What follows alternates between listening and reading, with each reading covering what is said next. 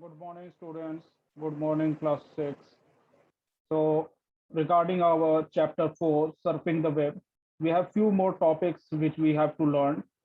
So, today we are going to study about the different components of a web browser and what are the different components of a web browser, including all the buttons and all the different kind of options we can see in a web browser through which we can work and make our style of work more easy in the internet.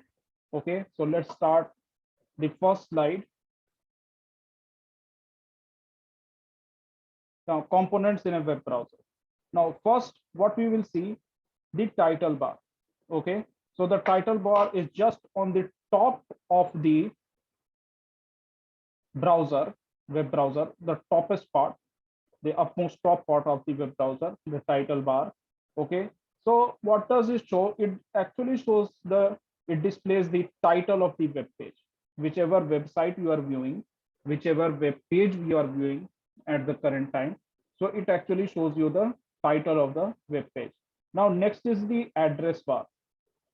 So in the address bar, it actually shows you the URL, the uniform resource locator, the URL of a particular web page or a website, the name and address of that web page or website is written in that address bar. Whenever you are trying to open a new web page of your choice, in that case also you are going to use the address bar. Then the third one is the scroll bar. So what is the scroll bar doing? So as you know, as you have used in most of the times, what does the scroll bar do? The scroll bar is actually helpful for the user to shift the page either on the top or bottom or the left or right side. So this is a very common feature for Windows or any other operating system or any other software or any other browser. So this is a very common feature actually available with most of the softwares in a computer. So the scroll bar actually helps the user to move the page up, down, left, or right.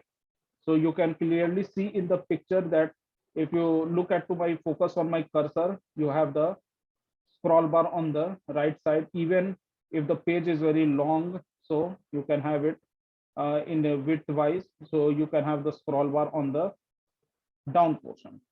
So that is also your scroll bar. Now next is the status bar. So what does the status bar do? So it actually it shows the current status of the website which is being opened. Okay, for example, like your IP address, the URL of the website, whatever it is. So it actually shows you the different parts of the different status of the website. So it is on the just the downside on the left hand side corner, down left. Okay, you can see the status bar. So see what different bars options are there. So first is your title bar on the top side.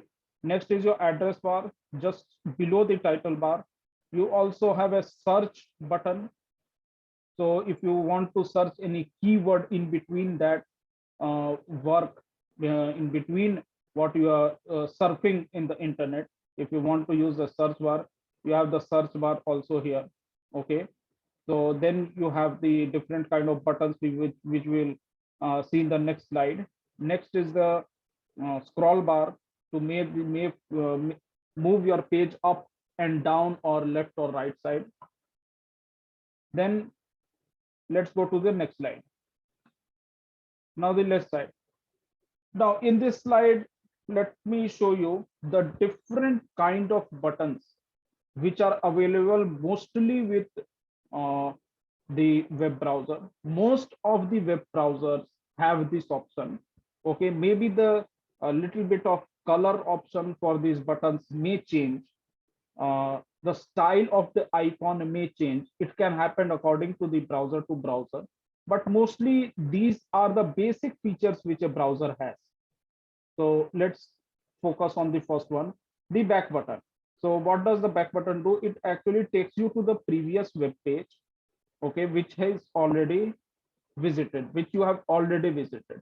Suppose you are working on a web page, website like google.com, and from the google.com you navigate to yahoo.com or facebook.com, and then again you plan to move back to your google.com website, okay.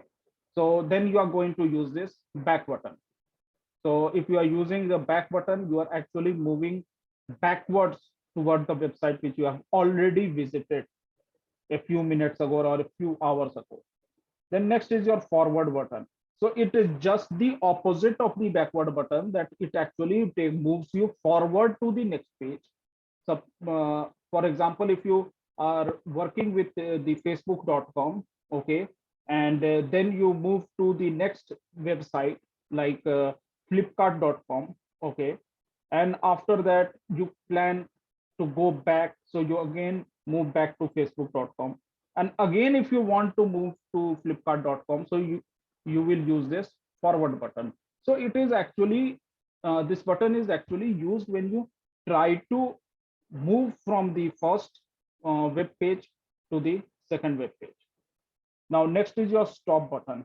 So basically the stop button are used if you are trying to open a website or a web page, and in that moment of instance you try to cancel that particular loading of that website page, then you will use this stop button. So it actually, what does it do? To stop or halt the loading of the web page. Next is your refresh button. It most of the time people use this refresh button because sometimes the web page is not properly opened, or most of the pictures or current information is not shown on the web page due to internet connectivity issues. Then you can use this option, the refresh button. So if you are using this refresh button, what actually is happening, you are trying to reload that website or web page again. Now next is your home button. So the home button is used for actually opening the home page of the browser, whatever browser you are using. So if you are trying to open the home page of the browser, so you are going to use this home button. So every people has their different kind of home page in his browser. Many people use Google, many people use Yahoo, many people use different kind of home pages. So it is actually used to open the basic homepage of that web browser. Next is your search button. So you can look at the search button over here. So what does this search button do?